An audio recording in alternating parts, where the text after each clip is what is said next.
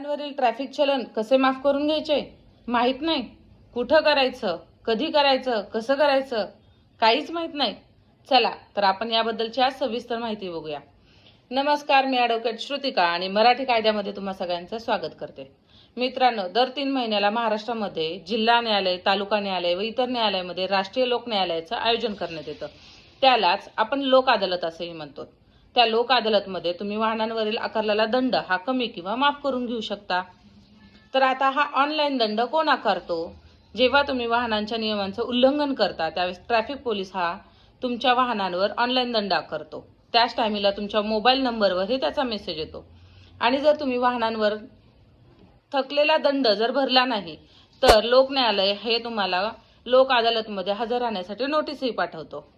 तर ज्या तारखेला तुम्हाला लोक न्यायालयामध्ये हजर राहण्यासाठी तारीख दिली आहे त्या तारखेला तुम्ही काही कागदपत्र सोबत घेऊन जाणं गरजेचं आहे. आता ते कोणते? तर ड्रायव्हिंग लायसन, आधार कार्ड, RC बुक आणि पॉलिसीचे पेपर हे सर्व डॉक्युमेंट तुमच्या सोबत असणे गरजेचे आहे.